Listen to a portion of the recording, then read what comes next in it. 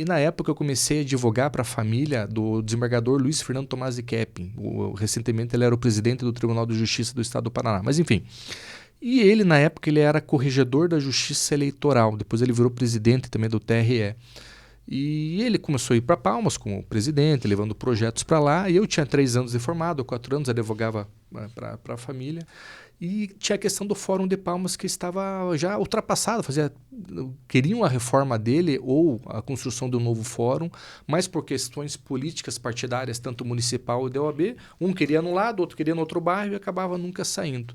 Daí eu comecei a me meter nessa situação, né, do novo fórum, sem ser nada da OAB, sem ter noção, né, com todo o respeito, hoje tem que falar do que era a OAB, e junto com o presidente Kepping.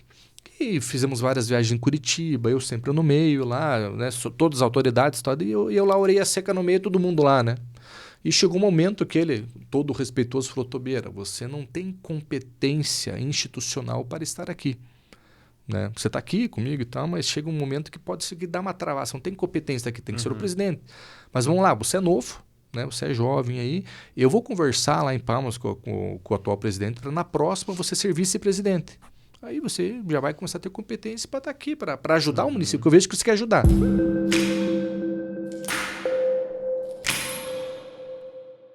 Olá, sejam todos bem-vindos. Estamos começando mais uma edição do Fala Mais, o nosso podcast aqui do Oeste de Santa Catarina, onde a gente recebe os nossos convidados para trocar uma ideia, né? Conhecer um pouquinho das histórias. O Fala Mais que tem um oferecimento da Cicobi Valcredsul, do Frigorífico Arvoredo, da Notável Construtora, também a CRT Technology e o Oeste Mais.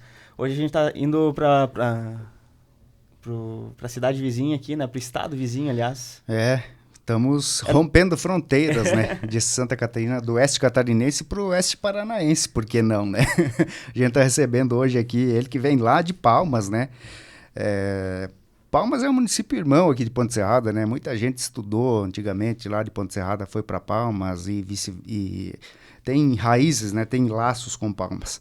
Mas com muito prazer, o advogado Eduardo Tobeira Filho. Doutor Eduardo, seja bem-vindo aqui ao Fala Mais. Obrigado pela presença. Obrigado, meus amigos. É um grande prazer, uma honra estar aqui no Oeste Mais aqui com vocês, com os nossos amigos aqui da região. Eu sempre falo, tenho vários amigos que têm uma dupla cidadania municipal, né? Que moravam aqui, moravam em Palmas, vice-versa. Então, me sinto em casa aqui e é um prazer conversar com vocês hoje. Bem, como o Jonathan disse, né? São as cidades irmãs. E Ponte Serrada fazia divisa com Palmas, né? Porque Ponte Serrada, Passos Maia, que foi emancipada lá em 91, pertencia a Ponte Serrada. Então, Passos Maia hoje faz divisa. E até semana passada a gente teve uma audiência pública em Palmas com o pessoal de Passos Maia, os prefeitos aqui da região e vereadores. Aí que eu falei brincando, eu tô vendo muitos amigos meus aqui com essa dupla nacionalidade municipal, né? Brincando com eles. E na época muitas pessoas faziam faculdade em Palmas, desde Chapecó até ali, vinha mais de 200 ônibus até Palmas para estudar. Então a gente acha que é uma grande mãe Palmas da nossa região, tanto do Paraná como de Santa Catarina, que estamos aqui hoje. Sim, muita gente se profissionalizou, se formou lá, fez graduação lá, né? Falando nisso, você é formado desde quando? Se formou aonde? Estudou aonde? Então, eu, salvo engano, sou péssimo em datas, mas acho que eu já estou formado, sou advogado há 15 anos, tá? Já estou advogando há 15 anos. Eu me formei em Pato Branco, porque na época não tinha faculdade de direito no meu município de Palmas, fiz vestibulares na região, entendi que Pato Branco seria mais tranquilo, que eu iria e voltava todos os dias. Não tinha condições financeiras para morar em Pato Branco, para pagar um aluguel lá, né, para morar sozinho, então eu trabalhava em Palmas, fazia o meu estágio lá, saía com a minha van às 5 horas, voltava 1h da manhã. No outro dia, às 7 horas, estava trabalhando já. Então, eu estudei em Pato Branco. E agradeço até hoje de ter feito isso, né, ir e voltar todo dia, não morar lá, que eu acho que eu senti que, de fato, eu só ia lá mesmo para estudar e para aprender, e voltava. Buscava conhecimento e retornava. E aí sempre morou em Palmas? Chegou a morar Nasci em Palmas, sempre morei em Palmas, tinha sonhos, quero morar em Curitiba, morar em São Paulo, mas eu vejo que fiz muito bem em ficar no meu município. Tinha sonho também de fazer concurso para o Ministério Público, para ser juiz, e estudava muito para isso. Eu quero ser juiz, quero ser promotor. Fiz estágio no fórum por 4 anos junto ao Ministério Público, onde eu aprendi muito. E bem na época que eu fui para prestar o concurso, saiu uma emenda constitucional que tinha que fazer prática jurídica de 2 anos para fazer o concurso para promotor, para juiz e outros. E comecei a advogar nesses 2 anos. Graças a Deus já comecei a me sair bem nesses 2 anos e fiz a escolha certa em continuar pela advocacia. Hoje não troco por nada. E aí desistiu do concurso? Desisti. Começou a advogar pensando lá na frente em fazer o concurso, fazer essa prática jurídica Sim. dos 2 anos, né? E para prestar o concurso para o Ministério Público ou para juiz ou algum outro concurso, mas era mais o Ministério Público. Tinha essa proximidade com os promotores, até hoje tem, mas comecei a advogar e, como eu falo, começamos a ganhar dinheiro, começamos a fazer uma estrutura grande. Hoje somos em quase 10 advogados no nosso escritório, temos escritório em Santa Catarina, no estado do Paraná, e me sinto bem hoje como estou. Hoje, com todo o respeito, claro, ao Ministério Público, ao Poder Judiciário, aos concursos, se me derem, quando a gente fala de graça, não precisa fazer concurso, eu não viro juiz e não viro mais promotor. Vou continuar sempre com a advocacia. E essa tua escolha pela área jurídica, ela veio da onde? Você tem familiares? Cara, não tenho.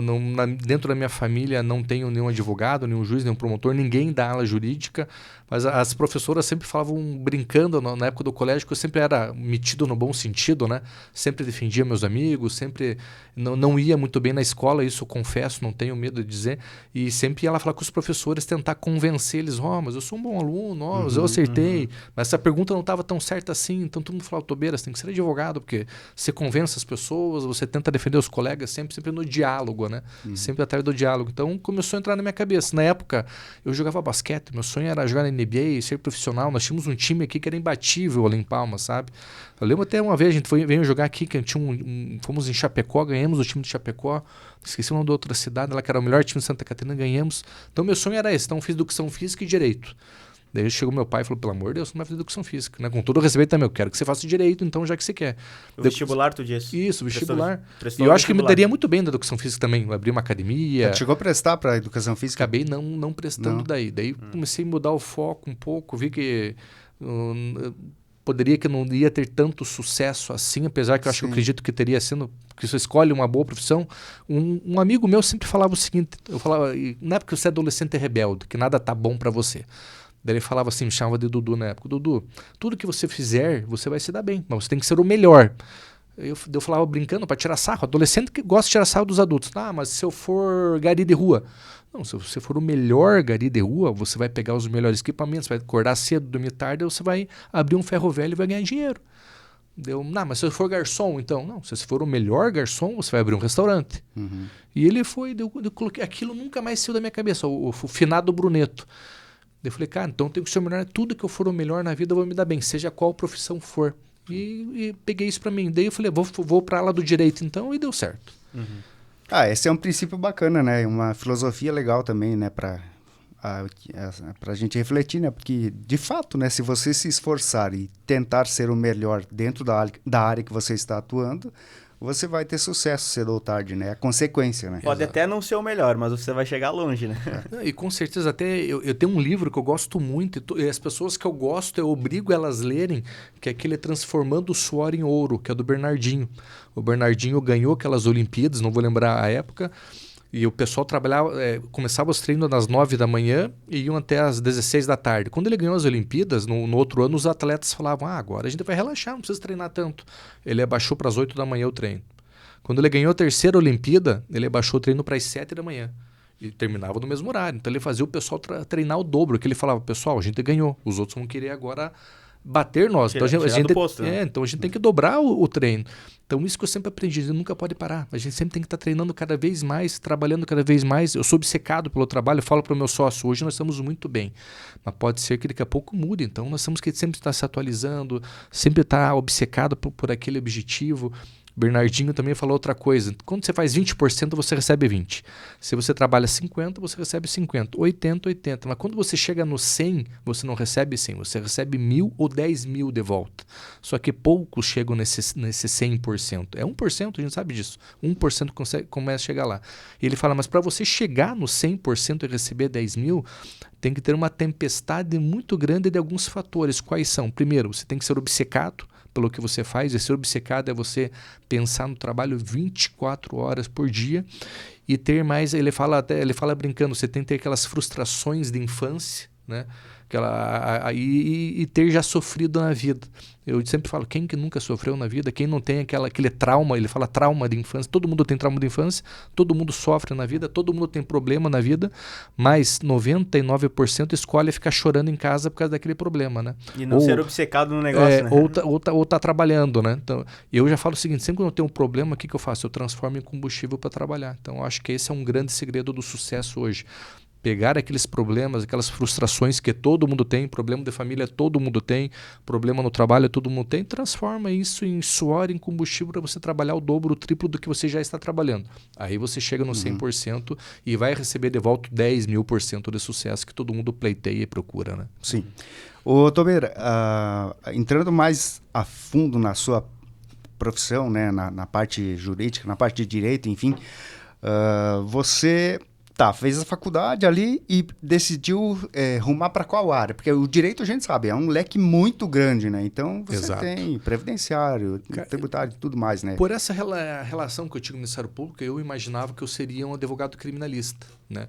Odiava direito eleitoral, achava que nunca faria direito empresarial, que às vezes não tinha aquele acesso, mas Deus coloca peças na nossa vida. Então, o que aconteceu? Eu me formei, já na primeira semana ali, parece um amigo em comum, que hoje é um dos meus melhores amigos, ele fala assim, Tobeira, vi que você está advogando e tal, vai ter eleições, o meu pai é candidato, você não quer ser nosso advogado eleitoral?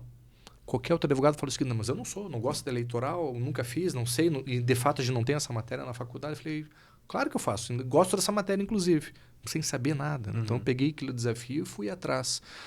Sem saber. Uma oportunidade para aprender também, né? Lógico. Então, eu consegui pegar... Daí ele falou assim, eu não vou te pagar nada agora para você fazer isso aqui, mas nós ganhando a eleição, você vai ser advogado da prefeitura. E o que a gente conseguir aí, fazendo parceria, nós vamos te pagar o curso, você vai fazer um curso lá em Curitiba, vamos juntos, vai se especializando. E aceitei esse desafio. Detalhe, ele é advogado, o pai dele, que virou prefeito, também era advogado, e não advogava mais. Automaticamente, todos os clientes deles vieram para mim. Então, se eu não pegasse esse desafio, não sei eleitoral, não gosto, eu ia perder essa carteira deles, esse respeito deles. Virei o advogado do prefeito. E eu via, na época, muita gente falando, mas... Sabe como que é prefeito, né? Metade da cidade ama, metade odeia. De muitas pessoas falando, o Tobeira está advogando agora para esse prefeito, eu nunca vou contratar ele. Eles já não eram meu cliente. Mas daí que eu pensei, 50% da cidade virou meu cliente. O outro 50% não me quer. E quem está começando a advogar consegue quantos por cento de clientes? 1, 2, 3 no máximo. Então foi uma oportunidade que eu sempre falo para todo mundo, não deixa o caminhão da oportunidade passar. Você tem que agarrar a oportunidade de qualquer forma, depois você vê como que vai resolver, né? Então, hoje, qual que é a minha área, então? Comecei no eleitoral, ainda advogo no eleitoral, advogo também no direito administrativo, que é definindo prefeitos, improbidade administrativa. Hoje, todos os ex-prefeitos do município de Palmas são meus clientes, o atual também é meu cliente. Apesar de alguns serem, a gente fala, né, adversários políticos ou inimigos políticos, mas mesmo assim sou advogado de todos, não de ação deles contra eles, mas ações que o Ministério Público impetra ou alguma ação, enfim, pública. Direito empresarial também, advogo para várias empresas de grande porte lá, tanto na região de Palmas, Pato Branco, Clevelândia, Mangueirinha. Mas eu comecei também no direito do consumidor, que eu não imaginava também, tenho muitos clientes no direito do consumidor. Mas hoje, como a gente tem vários advogados no escritório, a gente consegue pegar a gama de todas as áreas do direito que a gente atende hoje. Então, previdenciário, trabalhista, direito do consumidor, criminal. Então, a gente consegue hoje abarcar todas as áreas do direito. Mas pelo escritório, no caso, né? Daí cada um tem a sua especialidade. Isso. Eu digamos assim, eu fico hoje tenho o meu sócio, que é o gerente do escritório, que ele faz o gerenciamento das ações. Eu ainda trabalho, né? E trabalho bastante. Eu falo com o sócio, eu não quero mais trabalhar, eu quero mais administrar para correr atrás dos clientes, resolver os problemas de outras formas, continuo trabalhando bastante. E a gente faz essa divisão, mas hoje eu fico também, a gente tem departamentos jurídicos em várias empresas. Teve uma outra ação também, não vou citar o nome do cliente, era um assunto ultra específico, que era de usinas hidrelétricas, né? Para entrar com uma ação lá, para conseguir uma autorização, para desapropriar as áreas, né? Aquela a empresa privada desapropriando áreas de outros privados. Só nessa hipótese que dá. O cliente me falou, o que ele estava falando para mim era totalmente grego, não estava entendendo nada. Mas ele falou, anotei, ele falou, sabe da matéria? Claro que sei, sem saber. Anotei, gravei. Eu saí da reunião, era às 6 da noite, estudei até as 2 da manhã, descobri como que era que resolvia. Hoje, eu sou um dos poucos advogados que entendem dessa área no estado do Paraná. Tenho mais de 15 clientes no estado do Paraná todo sobre essa matéria. Mas por quê? Aceitei esse desafio. Fui atrás para resolver. Como falo, tem muitos advogados que chegam na hora ali, mas eu não sei, vou ver. Então, entendeu? Não sabe, não mostra confiança para o cliente muitas vezes. Interesse. Se intimida com o desconhecido, né? E não vê naquela oportunidade, naquela chance, na verdade, uma oportunidade, né? Isso. Algumas empresas que eu advogo também, como eu comecei do zero. Eu sempre falo brincando, eu não sou sangue azul, não vim de família rica. Sempre tive que trabalhar para ter o que eu tenho hoje, para conquistar outras coisas aí e para manter o nosso escritório.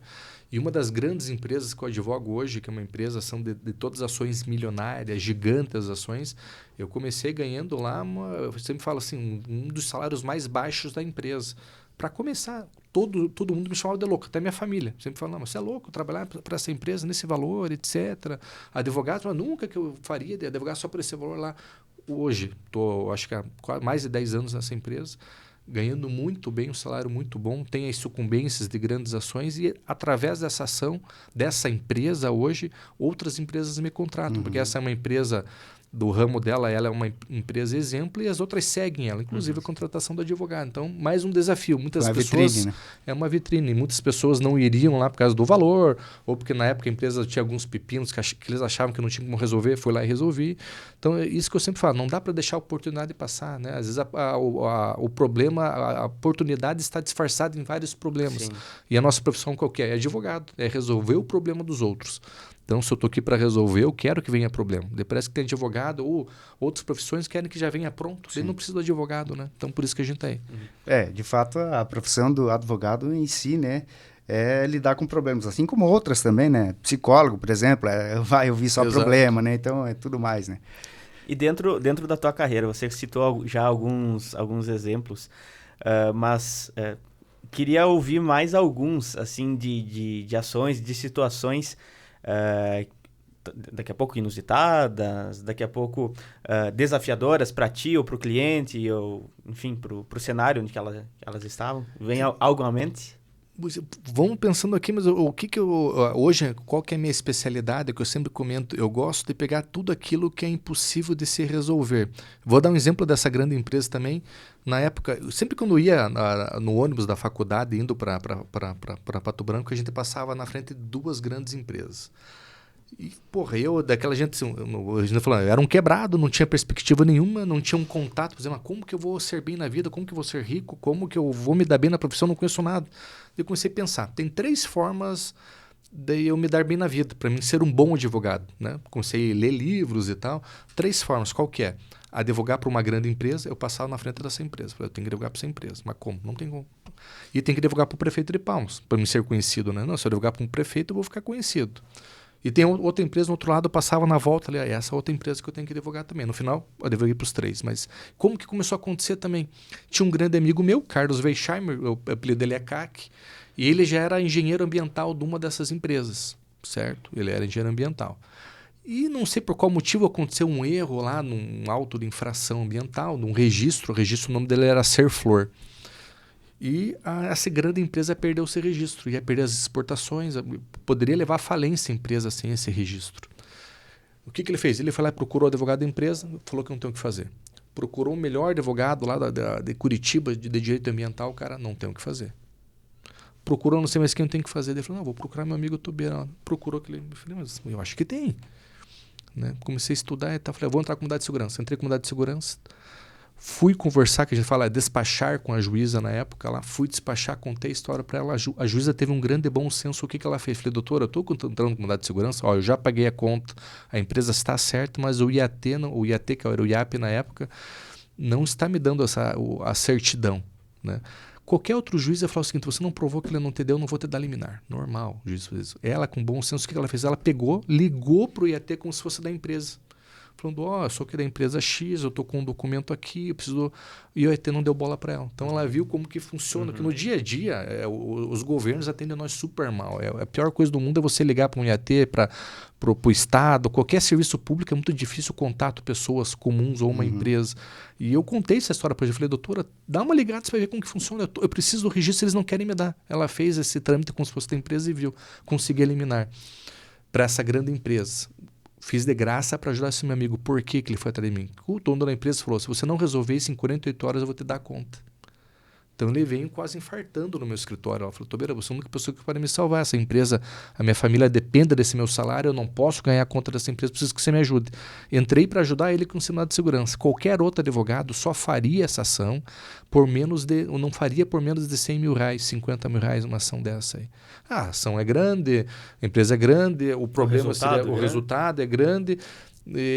Queria um grande dinheiro. Ele não ia pagar para ninguém fazer, entendeu? E eu fiz para ajudar meu amigo. Então, eu comecei a entrar nessa empresa também mostrando o serviço primeiro. E tem gente que quer cobrar primeiro. Então, cobra só uma vez, não entra mais. Né? Então, comecei do zero. Isso foi interessante. E teve esse mesmo rapaz numa outra empresa. Na época também era a empresa também com dificuldades. Na época lá, quando se fazia um acordo ambiental / criminal e não pagasse a multa, podia converter em prisão. Falava detenção, ficava preso um dia ali, trocava e segue a vida. E aconteceu isso também. Era uma multa lá, vamos chutar um valor de 200 mil reais, a empresa não tinha condição nenhuma, a juíza estava convertendo para essa detenção, prisão, isso é de 10, 15 anos atrás, uma lei bem antiga, mesma coisa, os empresários lá desesperados que podia converter em prisão, ele também, novamente, ele fez aquele circuito, conversou com 2, 3 advogados, ligou para um advogado de Curitiba, não tem o que fazer. Como eu trabalhava no Ministério Público, eu tinha uma certa especialidade em direito criminal, fui olhar lá, estava prescrito. Fiz uma petiçãozinha ali de 2 páginas, falei que a promotora ela deu parecer pela prescrição e a juíza também. Então, não precisava pagar os 200 mil reais, não tinha risco de prisão. E o que eu aprendi com esse meu amigo e até com a promotora lá? Hoje em dia, hoje é virtual, mas antigamente era físico os processos. E tem processo que é 2.000 páginas. O que o promotor, o juiz e o advogado faziam? Eles liam só a última página, para ver a sequência, o que tem que fazer para frente. E ela falava, Tobeira, você tem que ler o processo inteiro. Vai ter vários furos no meio do processo para você descobrir. E esse meu amigo também dava um conselho parecido. Ele falava assim para mim, Tobeira, para tudo tem jeito na vida. Em direito também. Não existe causa perdida. Tudo tem uma solução. Você tem que descobrir.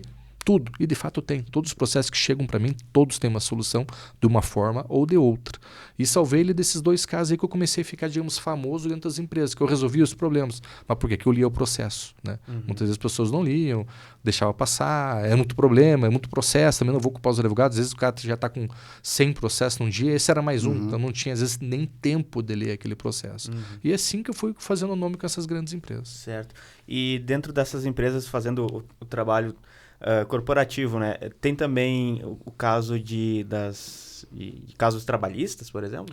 Quem cuida trabalhista é o meu sócio, né? Então hoje, se a gente somar todas as empresas que a gente atende, ele tem mais ou menos, administra um RH preventivamente em torno de 5 mil funcionários, somando mais de 5 mil funcionários, dá quase 10 mil funcionários que ele tem em todas as empresas que a gente assessora.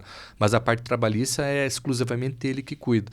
E hoje, qual que é a advocacia para empresariado? Não é esperar chegar uma ação judicial, é fazer preventiva para evitar que esteja. Então, a gente está orientando o RH, o assessoramento. Orientando assessoramento, a gente faz auditorias dentro das empresas para ver se está certo ali. Então, hoje, antigamente, lá a empresa que tinha 30 trabalhistas por mês, que é todas as empresas grandes, hoje está tendo uma. Né? Claro, mudou a legislação também, muita coisa mudou, a legislação trabalhista, mas principalmente por causa desse trabalho preventivo. Certo. Essa questão, você falou agora há pouco, agora mesmo, né, da mudança de legislação. A gente passa porque a lei ela é orgânica, ela é dinâmica, ela é viva, né, cara? E a cada pouco você vê uma notícia no Congresso lá que está sendo alterado isso, está sendo alterado aquilo. Está sendo criado. Como é que vocês fazem, vocês profissionais de direito e você também, né, Tobeira, para se manter sempre atualizado, para ficar se reciclando, para estar a par de tudo que daqui a pouco tu vai estudar um código ali que já caiu por terra, né? O Brasil é uma aberração jurídica esse ponto. É o país que mais leis tem. E muitas vezes existe uma lei federal, do Estado faz a mesma lei para confirmar aquela, o município faz a mesma para confirmar as outras duas, fora as alterações que acontecem no dia a dia. Mas, claro, tem algumas leis ou constituições que são aquelas que a gente fala as primordiais, como a Constituição Federal, o Código Civil, o Código Penal. Então, começa aí. Nós temos que saber o básico. O básico é esse. Constituição Federal, que já é grande. Ninguém consegue ler a Constituição Federal inteira. Acho que pessoas comuns nunca leram inteira. Deveriam, né? O Código Penal, o Processo Civil, que vamos ver, a parte estrutural. E é claro, às vezes entra algumas questões que são matérias ultra específicas, como essa que eu comentei ali das PCHs, né, das pequenas centrais hidrelétricas. Aí você tem que, infelizmente ou felizmente, você tem que ler a lei inteira, né, estudar. Daí é o seguinte, lançam 10 tipos de livro comentando aquela lei, porque não bastasse ter a lei, tem interpretação. Exato. E tem juízes, cada juiz interpreta de uma forma. E vamos lá, teve um caso agora recentemente de 2 agricultores, 2 grandes fazendas ali, mesmo caso, a mesma multa, pega o mesmo advogado, eles recorrem os 2, um agricultor, a justiça autoriza que pode plantar ali, o outro não pode. Mesma questão, mesma lei, mesma argumentação, mesmo advogado, juízes diferentes. Um juiz interpretou de uma forma e de outra. E vamos lá, eu sempre falo aqui, eu sou totalmente apartidário, não sou de direita, não sou de esquerda, não sou do Centrão, o meu partido é a OAB, Ordem dos Advogados do Brasil. Mas veja a questão do Lula, uma hora ele está preso, uma hora está solto, uma hora ele é condenado, uma hora ele é inocente. Né, certo? Depende de quem está querendo julgar e quem está querendo atacar. Do Bolsonaro é a mesma coisa. A tal da insegurança jurídica, né? Exato. Se cria, né? Então a gente perde muitos investimentos internacionais em razão dessa insegurança jurídica. Principalmente numa questão que a gente advoga também, direito tributário. Tem questões que estão ganhas, a gente está recolhendo. Aconteceu nessas grandes empresas, a gente está recolhendo 10 anos tendo um benefício fiscal. 10 anos tendo ali o benefício fiscal de um pagamento de ICMS e energia elétrica. Por 10 anos, passa 10 anos, a Copel manda uma notificação. Veja só o valor. Falou, se você não pagar essa conta de luz retroativa, esse imposto, que dá 45 milhões, eu vou cortar a tua luz. Mas veja, ela própria, o Estado, me deram esse benefício por 10 anos. Passa 10 anos, ela simplesmente me notifica. A gente identificou que a gente não te cobrou de forma errada. Agora você vai ter que pagar. 45 milhões. Entendeu? Aí, claro, entramos com a demanda, alegando segurança jurídica tributária. Passou 10 anos você me dando esse benefício, não tem como tirar. Ganhamos o processo. Mas tem gente que não ganhou. Mesmo caso. Outros casos também aconteceu aqui em Santa Catarina também, material reciclável, né? Reciclado. Será que o resíduo do Pinus é material reciclado ou não? Que usa para fazer o MDF daí, que sai do compensado. Mesma coisa, o Estado notifica as empresas para pagar 100 milhões de reais de imposto retroativo. É um absurdo sem precedentes isso. Empresas ganharam, outras não. Aí, quando vem o americano, os chineses, europeus querendo investir aqui, eles param nessa porta. Mas tem como investir aí em razão dessa insegurança jurídica? Uma hora a verba trabalhista estatal é devida, outra hora não é. Tributário também. Então, no Brasil, infelizmente, até semana que vem vai ter uma palestra sobre isso. Processos transitados em julgado. O que é transitado em julgado? Eu ganhei em primeira instância, segunda, terceira, ganhei. O STF disse que eu ganhei.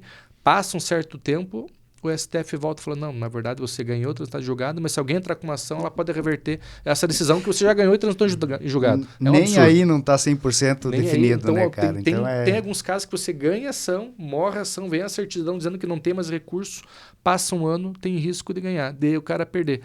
Tem um caso agora também, uma aposentadoria de bancário, do Banco do Brasil, que esses caras ganham 20, 30 mil de aposentadoria, né? Na época, o melhor emprego que tinha no mundo era ser gerente de banco, né? Do Banco do Brasil, que tinha essa aposentadoria. Mesma coisa, ele ganhou uma ação trabalhista lá de revisional da aposentadoria dele do Banco do Brasil, ganha lá 25, 30 mil por mês, transitou em julgado, ganhou na Justiça do Trabalho, agora é a Caixa de Previdências dos bancários do Banco do Brasil, algo assim. Entraram com uma ação agora depois que ele já ganhou ação, transitar julgado, dizendo que está errado o cálculo. E tem o risco de perder. Estamos defendendo, acho que vamos ganhar, mas tem o risco. Então, é uma insegurança jurídica gigantesca. Respondendo a tua pergunta, nós temos que estudar diariamente, 24 horas por dia, sábado, domingo, e mesmo assim a gente nunca vai saber tudo. Por isso que eu sempre falo, a gente tem que ter muita atenção no que está fazendo. Pesquisar 1, 2, 3, 4 vezes. Que é a diferença? Alguns advogados fazem no automático, pega o modelinho na internet e joga ali. Não dá para fazer assim. Tem que estudar cada caso como se fosse o único, né? Tobeira, além da função do dia a dia no escritório, né, da advocacia em si, você também tem esse lado voluntariado, vamos chamar assim, né, que você tem um envolvimento bastante grande com a classe, né, porque está envolvido como presidente da OAB, já por várias gestões, inclusive, né, e tem um detalhe interessante que você falou no briefing que a gente mandou anteriormente, que você foi o presidente mais jovem da OAB do Paraná, isso? De Palmas, do Brasil? Isso. Na época, na primeira eleição, eu ganhei, tinha 29 anos. Então, a gente foi fazer uma pesquisa, fui o presidente mais jovem do país naquela eleição. País.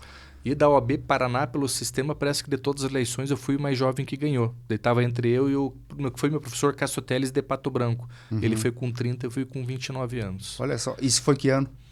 Cara, faz 10 anos atrás, então foi 2015, né? 2014, 2015 ali, que foi essa minha primeira eleição da ordem ali, que eu fui uma zebra naquela, né? Ganhei por 7 votos, quase não deu certo, mas...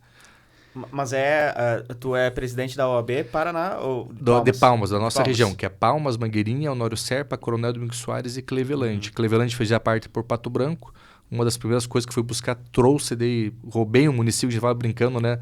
Pato Branco perdeu, Cleveland veio para Palmas. Foi uma questão política ali para beneficiar a advocacia de Cleveland também, que era mais perto de Palmas do que Cleveland, de Pato Branco. E dentro da entidade, quais são as ações desenvolvidas? Porque o Jonathan falou, né? 2015, 14 foi a tua primeira vez como presidente e você vem presidindo em outras oportunidades, né? Então, quais são as ações feitas e por que o mosquitinho te picou e você continua? Vamos lá.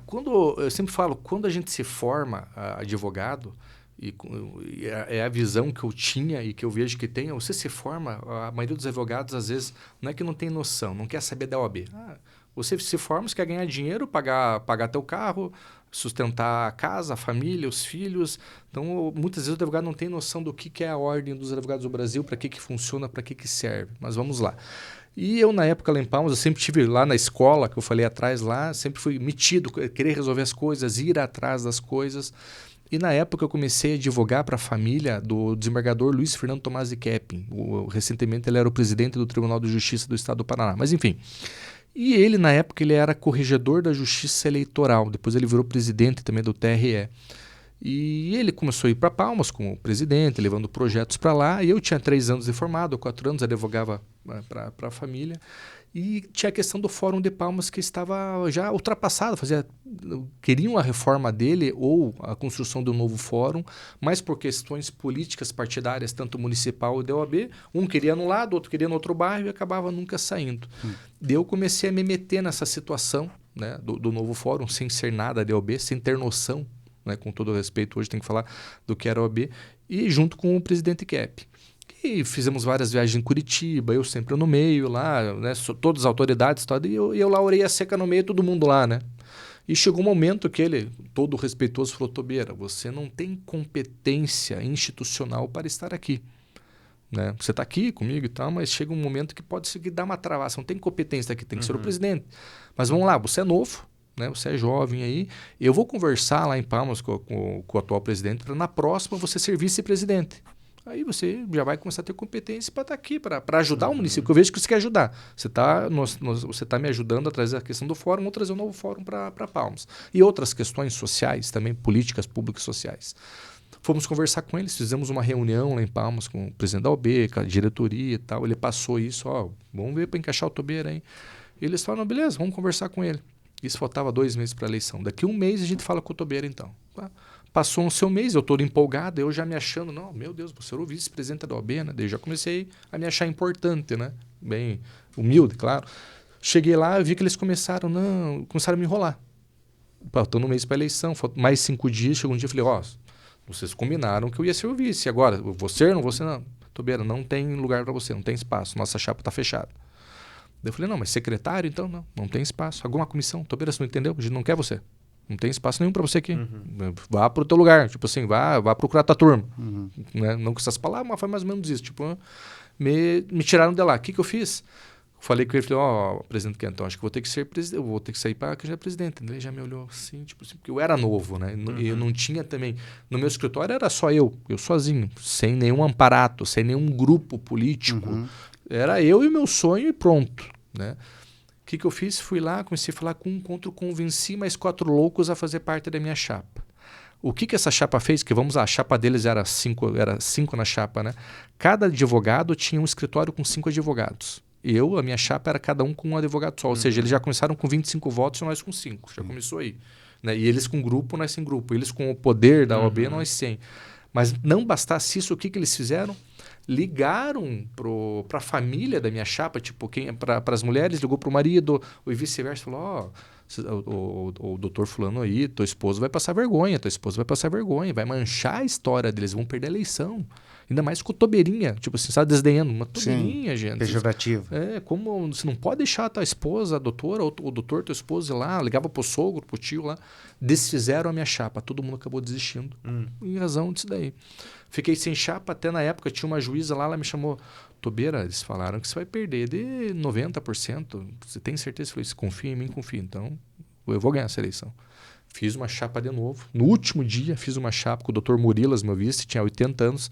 Não estava atuando. Veja bem, a minha chapa era 5, eu advogando, os outros 4 eram advogados, mas não advogavam. Tipo assim, pagavam anuidade e tal, mas não eram atuantes, ou seja, não tinham tanto voto também. Fizemos a nossa chapa no último dia e comecei a fazer minha campanha. E era desdém o dia inteiro. Chegava lá no fórum, não vou falar os xingamentos aqui, as piadinhas que fizemos o dia inteiro assim. E eu conversei por um advogado, olhando no olho. Eu sei exatamente quem votou em mim, porque quando você vai pedir voto, você vê aquela pessoa fala, vou votar em você, o cara já vira a cara para você, já faz outra coisa, sabe? E aquela pessoa que sentava com você achava interessante as propostas, porque o que eu falo, Palmas, e não sei se aqui também, cidades pequenas tem muito aquilo de sangue azul, de coronelismo, só o presidente que manda. E a minha missão sempre foi, e está sendo até hoje, que é descentralizar.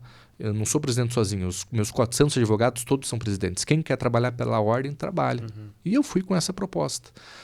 Chegou no dia da eleição, o atual presidente concorrendo para a reeleição senta no meu lado, começa a escrever o discurso da vitória dele. Eu lendo ali o discurso. Ele escrevendo, quero agradecer ao Dr. Tobeira por ter participado e tal. Foi lá no carro, penteou o cabelo, estava estacionado na frente do fórum, voltou, doutor, está preparado para o resultado? Eu tô. Sentei no lado, ganhei por 7 votos. Exatamente por 7 votos. Eles tinham que, como eles estavam no poder ali como presidentes, eles tinham que, quando ganha a eleição, quem perde ganha, tem que fazer um discurso, tem todo um cerimonial. Não teve nem cerimonial, saiu o resultado, saiu todo mundo lá. Deixaram eu sozinho lá, claro, com os meus apoiadores, com os meus advogados. Enfim, aconteceu isso. Mas isso na primeira eleição, né? Sim, mas e depois?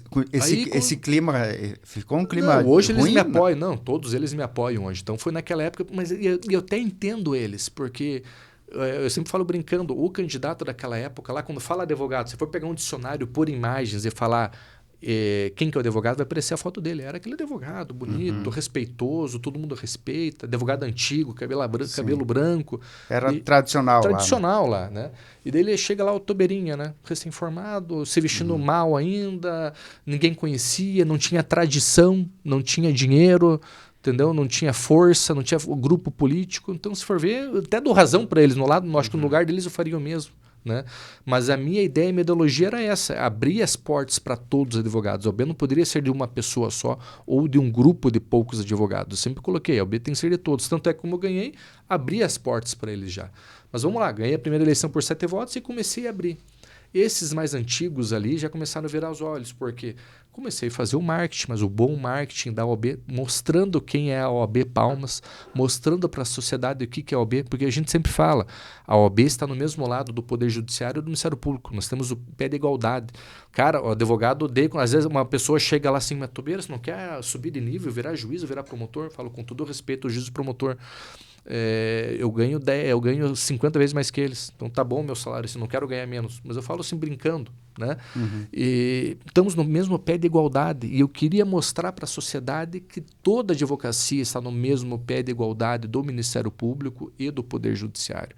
Essa foi a minha missão em todo esse tempo. Mas os advogados que muitas vezes queriam ser só eles, o presidente da OAB, começaram a ficar já, mas está abrindo muito espaço, o presidente é você não pode abrir a porta para todo mundo, não é assim. Aí, resultado, veio uma chapa contra lá porque não gostaram da minha gestão. Qual que foi o resultado? Ganhamos por 90%. Então, na primeira eleição, deu 51-50. Foi porque eu era uma zebra e não sabia o que ia vir de ser louco aí, né? Recém-formado e coisa. Já na segunda, a gente ganhou com 90% dos votos. Por quê? Porque a advocacia entendeu o nosso projeto, que era uma advocacia, era uma OAB para a advocacia, mas também para a sociedade.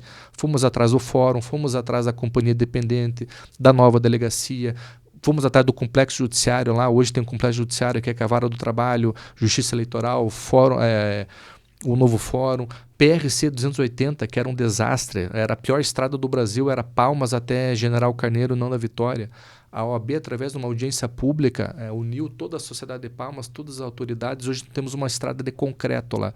Foi a OAB que fez? Não foi, foi a sociedade, mas nós fomos uma voz da sociedade que reunimos todos para conseguir chegar nesse objetivo. Então essa sempre foi a nossa política. E hoje eu prometi, vou tentar prometer isso novamente, que vai ser minha última gestão. E o que eu estou fazendo nessa agora? Todo mundo tem vez e voz, cada um na sua especialidade. Então, tem um advogado que é especialista em direito ambiental, é ele que vai tratar dos assuntos de direito ambiental com as autoridades ambientais. Não precisa estar o Tobeira lá como presidente. Então, é isso que está acontecendo. Eu estou falando, o que é essa mosquinha que faz você estar toda hora lá? E eu sou apaixonado e fissurado por essas políticas públicas sociais. Hoje, eu estava chegando aqui, vi essa notícia aqui e fiquei muito feliz que lá no Paraná entraram com uma ação de inconstitucionalidade da lei das APAES, né, da educação especial para pessoas especiais que têm determinado problema de saúde. E dou razão para quem entrou também, que são a Associação dos Pais de Filhos com Síndrome de Down. Né? O que eles querem? Que os filhos não sejam obrigados a ser matriculados na PAI, eles têm que ser obrigados a ser matriculados em escolas comuns, públicas e privadas. Mas a ação ficou tão generalista que eles querem fechar para todos. Então, tem crianças como síndrome de Down que eu acredito que podem estudar sim em escola pública e privada. Mas tem crianças especiais que não têm a mínima capacidade de estar lá e nem a escola pública de receber eles. Então a gente fez uma nota pública em nome da OAB Palmas, eu como presidente, minha presidente da comissão também que cuida das crianças especiais ali. E hoje a Federação Brasileira das APAES repostou a nossa nota pública, que agradeceu o nosso apoio, que foi a primeira subseção do Estado do Paraná a abraçar essa causa. Então é isso que me motiva a sempre estar junto com a OAB, seja como presidente, já fui conselheiro da OAB também, estou na minha 4ª gestão. 3ª como presidente, fui uma conselheiro. Quero tentar continuar na OAB, mas como ajudando o próximo presidente a estar nessas causas sociais também. Desde a primeira, a gente fala assim, qual que é a natureza da nossa missão? É a OAB para a advocacia, mas também para a sociedade. Nós somos hoje a voz da sociedade. Todos os problemas que tem em Palmas, seja infraestrutura, segurança, saúde, educação, a OAB se mete sim. Muitas pessoas, às vezes a imprensa fala no começo, por que a OAB se mete em tudo? Se mete porque a advocacia é a única profissão que está prevista na Constituição Federal da República. Com todo respeito às demais, então, nós temos essa importância constitucional de ser a voz das pessoas, daquelas pessoas que às vezes não têm voz para conversar com um político, com um deputado, com um prefeito. Então, nós temos que se meter, sim, naquilo que vai ajudar a sociedade, que vai trazer melhor qualidade de vida, que vai trazer proteção para os pais e para os nossos filhos. Não, perfeito, porque você falou no início da tua fala ali o motivo, né, de que para ter justamente o poder institucional, né? Porque Exato. Você, enquanto pessoa, quanto advogado, você não tem esse poder, essa abertura de ir lá bater na porta de algum órgão político, público, enfim, para solicitar, né, demandas. Mas você, presidente da OAB, aí é outra história, né? E todo mundo às vezes tem receio, mas eles acabam gostando. Essa questão da PAI, que foi essa briga que a gente comprou, eu até chamei alguns outros presidentes de outras cidades, mas eles talvez postem essa nota.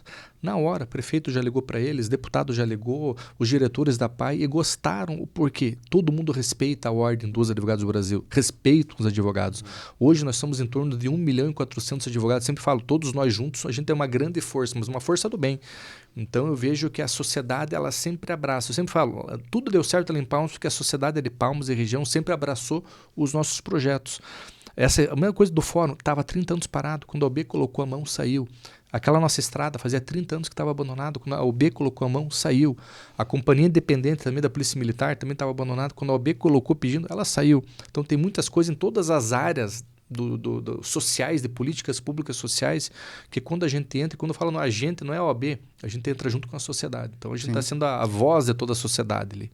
É um órgão que é representativo, né? E é assim, tem muita força institucional e tem muita força política talvez não seja a palavra, né? Mas política no grosso modo da política, Exato, né? exato. Não aquela política partidária, Na essência né? Na do essência termo, mesmo, né? E eu até falo, teve uma época lá também, como eu falei, eu advogo para os prefeitos, para a maioria dos vereadores, advogo para eles, sou amigo deles, mas na época da pandemia, os vereadores lá estavam gastando dinheiro público para fazer cursos em outras cidades. Eu fui a primeira pessoa que foi publicamente fazer uma nota de repúdio contra os vereadores. Repito, que eram meus clientes e eram meus amigos. Porque eu achava um desrespeito, um escárnio com dinheiro público, gastar dinheiro com cursos em outras cidades, ainda mais na pandemia, quando estava na moda de cursos online. Você quer fazer um curso para você aprender, para você estudar, para tu trazer benefício para a população, você pode fazer online, compra um livro, lê. Agora fazer curso em Piratuba, em Gramado, em Florianópolis, a gente sabe o motivo, né, com todo o respeito, mas não pode, não dá. Ainda mais em município que é um dos municípios mais pobres do estado do Paraná. Então a gente tem que fazer tudo para economizar e não para gastar, ainda mais quando você tem outras alternativas. Então, reitero, são meus amigos, sou advogado deles, mas quando está errado, eu sou o primeiro que, em nome da OAB, em nome dos nossos advogados, e às vezes eu peço licença para o prefeito, que às vezes eu falo também em nome da sociedade muitas vezes, mas quando está muito errado algo, e alguém tem que falar para tentar alinhar algumas situações. Eu até estava lembrando de outro trecho que me chamou a atenção no teu briefing ali que tu mandou para a gente, que entre os teus hobbies, tem alguns outros, né? E você coloca como hobby ser presidente da OAB, né? Inclusive você fala ali com todo respeito, né? À instituição, é que eu sou eu repito, eu sou fissurado, obcecado em trabalhar, em ajudar as pessoas. Então, às vezes eu acordo domingo de manhã. Claro, meu hobby hoje é brincar com os filhos, andar de bicicleta com meus filhos, mas o foco é estar na OAB, tentar achar uma solução, tentar achar um projeto para ajudar alguém, para ajudar um bairro. Hoje estamos com um projeto junto com a prefeitura também, que é a OAB nos bairros, né? A prefeitura nos bairros. A gente vai lá gratuitamente passar informações jurídicas para as pessoas. Então, isso me faz bem. Levar conhecimento, levar ajuda para as pessoas, tentar ajudar de uma forma ou de outra. E fico feliz que muitos advogados também estão abraçando essa causa. Hoje temos lá, acho que mais de 20 comissões, todas totalmente autônomas, né, descentralizadas. Eles fazem o que eles querem dentro da legalidade, dentro dos projetos, e eles são os meus presidentes. Eles são os presidentes dos demais advogados. Então, assim que vai continuar por muito tempo. Sim. Mas eu queria voltar lá atrás, Tobias, na época lá, quando você entrou, você ganhou a primeira eleição por 7 votos. Eu queria entender a essência dessa disputa, na verdade, né? É o que? É status ser presidente? Porque você não tem uma remuneração por isso. Pelo contrário, a gente gasta dinheiro. Eu tiro dinheiro do bolso todos os meses para ser presidente. Sim. É o contrário. Mas eu vejo... o ser humano é um bicho engraçado, né? Eu tá falando lá que a gente está cada vez mais maluco, né? Cada vez mais louco. Mas é questão política. É uma política diferente, não é partidária. Mas tem política no Tribunal de Justiça do Estado do Paraná e tem bate-chapa sempre. Tem política para ser procurador-geral do Ministério Público, tem bate-chapa sempre. Tem política para ser presidente da Câmara de Vereadores. E da UB é da mesma forma. Então, nós somos hoje em quase 400 advogados. É normal, é óbvio e é bom. Né? Eu quero que sempre esteja não só 2 candidatos, que estejam 3. É saudável para a democracia. É saudável para todos, para a democracia, mas desde que os 3 candidatos tenham boas propostas para a advocacia. E a advocacia hoje é esperta, então ela sabe quem sempre vai ser o melhor candidato, quem está lá para trabalhar mesmo, quem está lá para descentralizar, para trazer boas coisas, para defender a prerrogativa da classe, para representar bem sempre junto ao Poder Judiciário. Então, eu vejo que é o espírito democrático do nosso país. Felizmente, o nosso país é democrático, seja na política do Poder Executivo e Legislativo e nas instituições de igual forma. Detalhe que eu quero passar para vocês, nas subseções locais e dos estados tem bate-chapa. A política nacional, o presidente nacional não tem eleição, é uma eleição indireta entre os conselheiros federais, onde a OAB Paraná é uma das únicas poucas seccionais do estado, do país todo, que critica isso. Veja bem, vocês estão vendo o que eu estou falando, eu falo que eu me meto no Poder Executivo, Legislativo, a gente critica tudo e todos, mas nós temos que nos criticar nós mesmos, está errado. A OAB Nacional, ela faz tudo errado, a política ela não pode ser assim. A OAB Paraná dá um banho de democracia da OAB Nacional porque lá não tem eleição direta. Né? Então eu acho um desaforo, um absurdo. E se você for ver nas redes sociais, os advogados do Brasil todo discordam disso. E a OAB Nacional continua de forma errada fazendo essa eleição direta. Então aqui até muitas vezes, em razão desse extremismo político de esquerda à direita, muitas pessoas, muitas vezes, chegam a falar mal da OAB. Porque no passado, de fato, tinha um presidente nacional que ia para um lado ou para o outro da política, infelizmente. de forma desviada da função que ele estava. Então, o que eu quero mostrar é que a OAB Paraná é séria. Nós trabalhamos mesmo pela sociedade, para a advocacia, e a gente critica aquilo que tem que criticar da OAB Nacional. Tem coisas boas da OAB Nacional? Claro, muitas coisas boas. Vamos lá, 90%, 99%. Mas se tem um desvio de 1% da própria OAB Nacional, a gente tem que criticar. E esse que eu critico é dessa eleição indireta que não deixa os advogados escolherem o seu presidente nacional. E pegando esse recorte justamente da OAB, em que existem essas diferentes esferas e que na nacional é algo que a grande maioria não concorda, mas não consegue fazer essa mudança. Eu digo esse recorte porque, pegando a classe política, a gente também percebe que, por exemplo, eles cada vez parece que vão se blindando mais e a gente vai se distanciando. No caso da OAB, quais seriam as ações para fazer essa mudança na Veja, a gente está nacional? tentando de todas as formas, inclusive através da OAB Paraná. Nós somos quem está na frente, a OAB Paraná, para essa mudança. Mas existem legislações, tem que falar com deputados federais para mudar essa legislação, para mudar pressão interna mesmo. Não é fácil, nada é fácil. Até porque estamos numa democracia. E existe a democracia interna da OAB também, que é comandada pelos conselheiros federais. E a gente sempre fala... Nós no sul aqui, que é Paraná, Santa Catarina, Rio Grande do Sul, São Paulo e Minas, estamos pensando dessa forma. Mas aí eu falei 5 estados, tem mais quantos para cima? São muitos outros estados maiores ali, no Nordeste principalmente, então eles estão com mais poder de voto. Então por isso que às vezes a gente acaba segurando essa votação e está continuando dessa forma. Mas a gente não vai parar nunca, a gente não vai parar até que seja uma eleição direta e que toda a advocacia possa escolher esse nosso presidente nacional. As gestões dos mandatos são de quanto em quanto tempo? É 3 anos. São 3 anos. 3 anos. Tu está na terceira gestão? Como presidente, eu fui presidente de 2 gestões, me reelegi, fui para conselheiro estadual da OAB, fiz o meu sucessor, foi o Dr. Giander, foi um ótimo presidente, aprendi muito com ele. E agora ele saiu, foi para meu tesoureiro, voltei para a presidência agora mais 3 anos. Estou no meu primeiro ano agora. Mas aí tem direito a uma reeleição e daí não pode? Outra coisa errada na OAB, eu posso ser presidente 10 vezes seguida. É? Não Entendeu? tem Então limite. o pessoal falou brincando no último, o Tobeira Putin lá. Eu falei, não, tá tudo certo. Lá teve voto, teve bate-chapa, né? Abri espaço, convidei várias pessoas para serem presidentes também.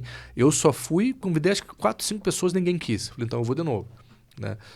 Por várias questões que não vale a pena dizer aqui. Por questão política, né? Falei, se eu não for, talvez o outro lado vá. E o outro lado não concorda com algumas questões que eles vão querer trazer para a ordem. Então, por isso que dá o bate-chapa. Às vezes, o meu pensamento é continuar abrindo para todos os advogados. É continuar sendo uma OAB para a sociedade também. Eu posso acreditar que o outro lado político já vinha com outras ideologias políticos, sociais. Pode ser que sejam certas a ideologia deles dentro do extremo deles que eles estão pensando, mas eu não concordo. Então, eu quero que continue uma OAB assim, aberta para os jovens. Hoje, quem toca a OAB sempre fala, é a jovem advocacia. Tem a CAI que fala, são 30 advogados e advogadas que fazem um trabalho exemplar, tanto para a sociedade, tanto para a advocacia. Então, qual que é, eu falo brincando minha missão, mas eu quero que o próximo presidente seja uma mulher e seja uma jovem advogada. Né? Que são ideias diferentes. O tempo vai passando, hoje eu estou com 40 anos. Eu muitas vezes já falo que eu já estou me sentindo velho, já estou ultrapassado em algumas questões. Então é sempre bom pegar esse espírito jovial no direito, né? na ordem, e a gente tem que seguir, a gente tem que aprender com os jovens sempre. Sim, renovação, né? Isso é importante, né? Bom, Tobeira, continuando sobre o dia a dia da advocacia, né? Como é que é o trato ali? Você já falou antes, né? Dos desafios que são se manter atualizado, ficar a par das mudanças, alterações, leis novas que são criadas de tempo em tempo no Congresso, né? E como é que você vê hoje a formação do advogado de uma forma geral, né? Os novos advogados, os jovens que estão chegando no mercado, essa história também do aparato tecnológico que está cada vez mais presente em todas as profissões e acredito que no direito também, né? Porque o ChatGPT lá, se você quiser, ele te dá, entre aspas, uma tese lá, né? Qual a sua visão nesse sentido? Acho que eu vejo 2 visões. A primeira, eu quero ser curto e grosso, que a gente poderia falar 5 horas, que é os cursos jurídicos. Hoje tem muitos cursos jurídicos que, na verdade, são verdadeiro estelionato. Tá acontecendo o estelionato educacional, acho que não só no ramo do direito, muitas faculdades totalmente despreparadas, professores despreparados. Veja, a palavra professor de uma extrema importância. São eles que criam as nossas crianças, os nossos alunos, os nossos futuros advogados, médicos, matemáticos, enfim. E eu vejo que muitas pessoas sendo totalmente despreparadas, famílias vendendo casa, carro, bens para pagar uma faculdade. Daí você vai numa formatura de direito, aquele choro, o pai emocionado, mãe chorando, o aluno com o peito estufado, chega lá e não consegue nem passar na OAB. Não consegue passar no exame da Ordem dos Advogados do Brasil, que eu julgo como fácil. Vamos dizer, não é fácil, mas também não é difícil. Se estudar, passa. Eu sempre falo, brincando, mas com fundo de verdade, na época, quando eu fazia faculdade, nós já éramos, vamos arredondar, 100 alunos, tá? Dos 100 alunos, quando não tinha aula na quinta-feira, 90 ia embora. Ia namorar, ia pro bar beber, ia fazer festa, 10% ficava na biblioteca estudando. Você vai ver hoje a porcentagem de quem passa no exame são 10%. Por que será? Porque é uma média geral em tudo, né? Então 10% fica estudando quando não tem aula, vai ler um livro, vai para a biblioteca, vai fazer algo, os outros 90% ia para festa, ia para farra. Não estou dizendo que eu não fazia festa também, não fazia tanto porque eu acho que eu não tinha tanto dinheiro. Eu tinha que fazer trabalho meu e mais de 2 colegas meus que já eram formados, estavam lá. Então eu sempre tive que fazer 3 trabalhos junto, ganhava meu dinheirinho para sair uma vez por mês. Eu sempre falo, eu tenho uns colegas amigos meus que até se afastaram um pouco, desde os 15 anos, vamos falar 18, né? Vão no mesmo barzinho até hoje, beber, fumar, comer, blá, blá. Eu me distanciei 5 anos para mim estudar, para mim procurar um futuro melhor para mim. Eu falo hoje, se eu quiser ir para o Egito, eu vou. Se quiser ir para o Japão, eu vou para o bar que eu quiser, porque eu tive que parar 5 anos e estudar. E é isso que apenas 10% ou 1% fazem. Param, vamos estudar, vamos sair um pouquinho, né? Não, 90% não tem aula, vazam. Ou quando tem, já não vão estudar. Aí não passa na OAB mesmo, não passa em concurso nenhum, sem falar muitas vezes que a faculdade também não ajuda por ter um péssimo curso, né? Vamos lá.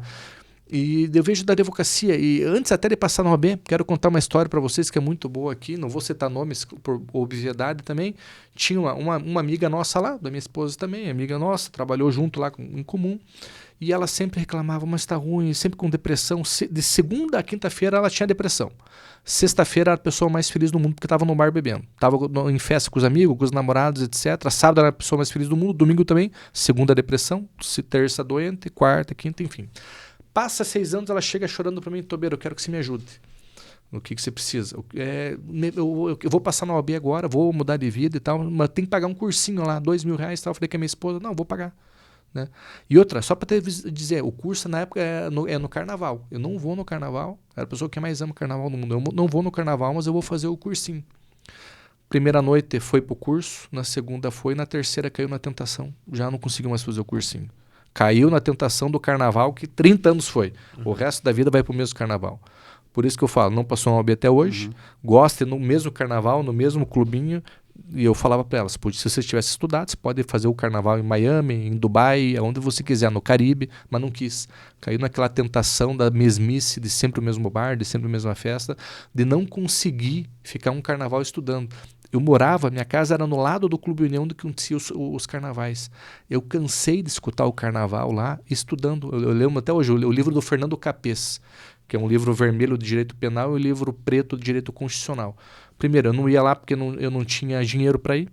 Segundo, eu já tinha perdido meus amigos, porque eles todo final de semana eles queriam farra, eu tinha que estudar. E terceiro, eu estava querendo algo para mim. Eu queria mudar a minha vida, queria ganhar um dinheiro e poder viajar para onde eu quero ir. Então, é escolhas, né? Então, tem que abrir mão de algumas coisas nesse momento. Numa determinada fase da vida. Né? E tem pessoas que não estão abrindo mão. Aí chega lá um outro advogado e fala, mas a advocacia está ruim, né? Está péssima a advocacia. Mas eu vou na academia às 6 da manhã, às 7, vou lá, me troco, venho com os filhos, lá me arrumo e vou trabalhar 8, 8h30, enfim. E às vezes chega lá 9 horas, 10 horas, passa na frente do escritório, está fechado. A advocacia que está ruim ou eu que estou ruim, que eu não estou indo trabalhar? Muitas vezes chega lá das 6 horas, os advogados saem correndo do escritório, parece que está pegando fogo, porque deu 6 horas. Parece que tem que bater o ponto, né? Eu, no início da minha advocacia, 7 horas estava no escritório, 6 horas eu saía para na academia, mas 7 eu voltava. Ficava até meia-noite.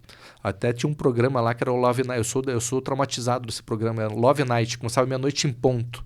Que a mulher começava a traduzir música em inglês de romântico. Falei, meu Deus, é a hora de eu ir embora. Meia-noite em ponto. Eu ia todos os dias embora.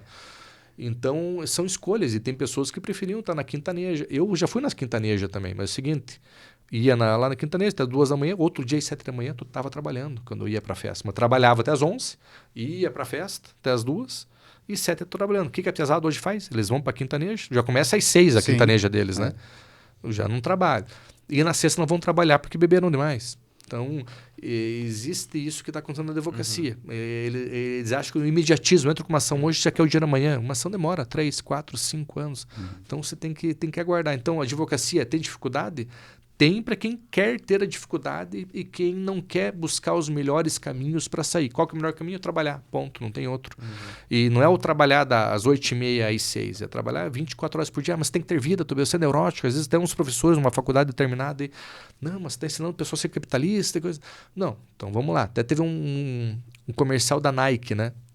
Do número 1. Para você ser o número 1, para você ser o melhor, você tem que se dedicar 2, 3 mais que os outros. Tem que ser obcecado por aquilo. Você tem que treinar mais que os outros. Tem que treinar depois do expediente. Para você ser o número 1. Agora, se não quer ser o número 1, não tem problema nenhum também. Mas não venha que se mimimi, que não pode trabalhar depois do horário. Quem quiser trabalhar depois do horário, trabalha para ser o número 1. Não quer trabalhar depois, daí você escolhe ser o que você quer, mas não venha reclamar dos outros, porque outro é isso, outro é aquilo, inveja, falatório mal, aquela pessoa chata. Não coloca a culpa nos outros. Né? Aquela pessoa frustrada, que sem luz, que não teve luz, mas não quer que outro tenha também. Daí começa a achar desculpa, né? Não, mas ele tá bem assim, que tem alguma coisa errada. Não, mas não tá fechando a conta porque ele tá bem. Não, fecha, é que você não sabe, tem que trabalhar. Se você trabalhar, vai fechar a conta bem certinho de quem tá trabalhando. Só ver o que tá no holofote. Exato. E falando especificamente de ti, dá de ver muito bem, inclusive é um termo que eu ouvi e tento trazer também sempre que possível, que é a liberdade, mas junto com ela a responsabilidade, né? Nesse caso, então, você se dava a liberdade, mas ao mesmo tempo você entendia a tua responsabilidade, teu senso de responsabilidade em cima disso. E hoje disso. eu vejo que ninguém mais tem, né? Não estou exagerando, mas 99% não tem essa responsabilidade, sabe? Ah, perdi um prazo, tudo bem. Ah, não vou trabalhar hoje, não sei o quê, não li. Cara, eu acho que eu nunca faltei um dia de trabalho. Se eu falto, eu fico com peso na consciência um mês. Dá um exemplo. Resolve, não responder um cliente, deixar o cliente esperando, sabe? Uma coisa que eu falo para os estagiários também, que eu falo assim, estagiário / desembargador, que estudante de direito, eles não acham que são Deus, eles têm certeza. E eu chamo de desembargadores. E vamos lá. Então, estagiário / desembargador é boa. Você vai no fórum, vocês já foram no fórum, um cartório, quem está nos assistindo vai saber o que eu estou falando. Você vai num cartório, registro civil, registro público, onde você for, qualquer cartório que você for, ou no fórum, ou algo da INSS, você é maltratado pelas pessoas. Aquele estagiário não te olha na cara, não te dá bom dia.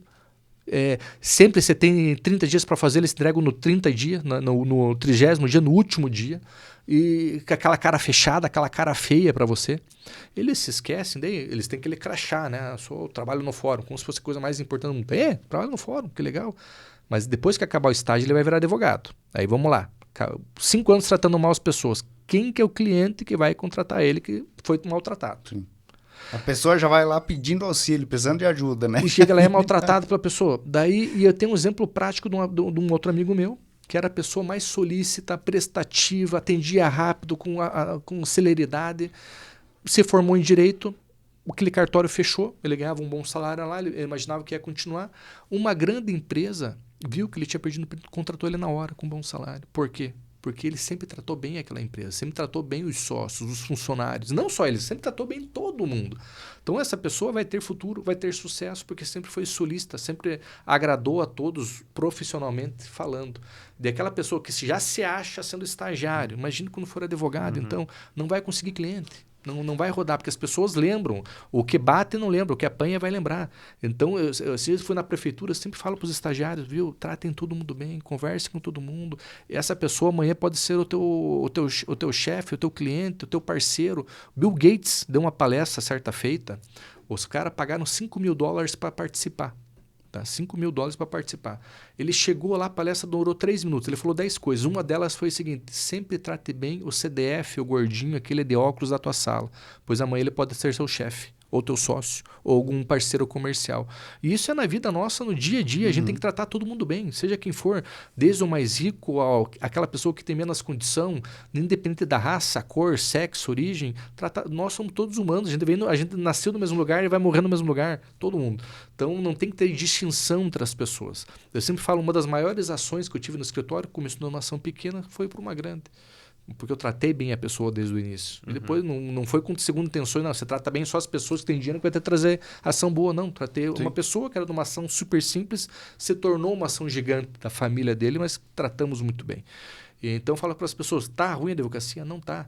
Tem espaço para todo mundo, só para todos, mas para todos, repito, que trabalham, que são obcecados pelo trabalho. E sobre justamente as ferramentas, essas que agora, eu acho que na advocacia também surgiu, né? Ela está tomando conta de praticamente todos os setores, né? Que é justamente a questão da implementação da inteligência artificial dentro do dia a dia dos negócios. Na advocacia ela já está sendo utilizada, você já percebe, você utiliza, e também esse paralelo entre o bom profissional, o profissional experiente e daqui a pouco essa juventude, essa galera nova que está vindo ali e acha que a solução de tudo vai ser a ferramenta. Também fica assim, digamos, para ser prático, né? A ferramenta, a inteligência artificial, na tua visão, nesse estágio, ela é uma aliada ou ela é uma ameaça, digamos assim? Até tem pessoas que falam que a inteligência artificial vai acabar com vários empregos ou acabar com a advocacia. Isso é totalmente mentira, não vai acontecer. Nós temos que se adaptar a ela e saber usar bem. Então, o que eu digo aqui? A advocacia nunca vai acabar. Né? O que vai acontecer é que o advogado tem que saber usar a inteligência artificial. Antes já da inteligência artificial, a gente falava dos modelinhos. Então, tem várias ações que tem um modelinho pronto já. E tem advogados como que eles pegavam um modelo? Às vezes era uma ação trabalhista, ele pegava um modelo de uma mulher pedindo auxílio maternidade, né? E esquecia de tirar numa ação de um homem. Né? Ou seja, não sabia usar o modelo. Esse profissional também não vai saber usar a inteligência artificial. Sim. Essa questão, inclusive, do modelo, você comentou no finzinho do primeiro bloco, né? Isso. Então, a inteligência artificial ser bem usada, ela vem para o bem. Se mal usada, ela vem para o mal e vai tirar esse profissional do mercado, vai tirar esse cliente do processo.